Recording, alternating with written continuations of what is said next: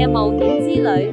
你會發現，從河內熱鬧嘅街景、壯麗嘅下龍灣，到藏喺寺廟同古老皇城入面嘅文化寶藏，各種驚喜等住你。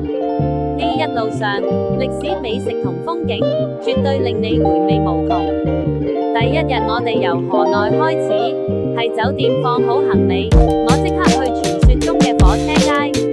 你一定要親眼見識嗰種感覺，火車超近距離穿越民宅同咖啡館之間，每次經過都讓人心跳加快，超唔真實。火車街其實分成兩段，一段係老城區，一段係南邊。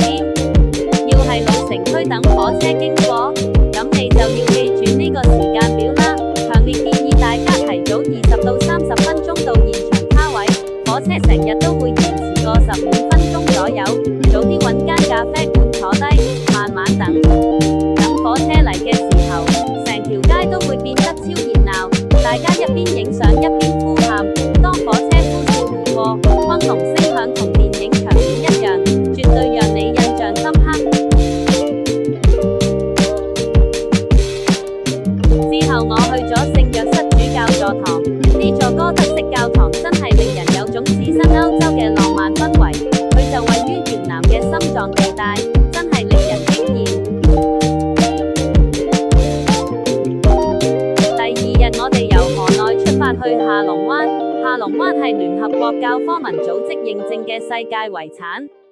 我搭咗2日1夜嘅遊船，真係唔止係睇風景，成個行程超精彩。行程安排好豐富，驚訝洞提督島仲有盧翁洞，活動包括可以健行游水或玩獨木舟，真係有一種置身仙境嘅感覺。等到夕陽慢慢西下，日落派對正式開趴，現場有音樂、有飲品同下龍灣嘅夜景。夜晚仲有越南春卷煮食班，跟住可以體驗釣魷魚，最後仲有卡拉 OK， 呢一晚簡直太嗨太難忘啦！第3日食完早餐之後繼續搭船，會去盧翁洞玩獨木舟，跟住就啟程返航，中午就會返到港口，跟住再搭車返河內。第4日朝早會出發去 Grand World， 呢個地方好靚，有7彩小屋，好似去咗歐洲咁，可以一路行一路打卡。晏晝會返去老城區，狹窄小巷入面有好多小食攤，充滿人聲，行入去即刻會被呢座城市嘅活力感染。跟住行到環建湖，湖心嘅龜塔見證咗河內嘅發展。跨過紅色玉橋，行入去玉山寺，寺內香火繚繞，最適合靜落嚟感受歷史氣息。夜晚一定要去睇限定嘅藝術燈光表演，係12月24日至1月4日免費舉辦。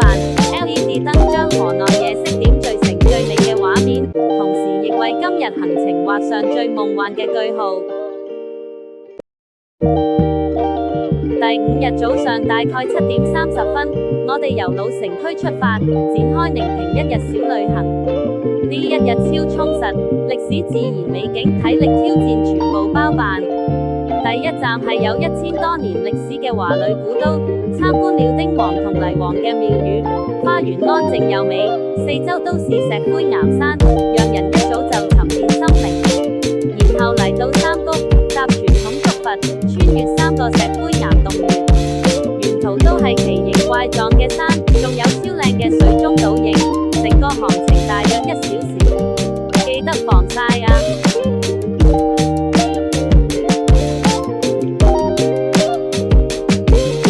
跟住要挑戰舞動嘅500級石階，雖然爬得氣喘吁吁，但一登頂，遼闊嘅三幅平原同蜿蜒嘅渦動河立刻映入眼簾，山頂嘅巨龍雕像影相超有氣勢。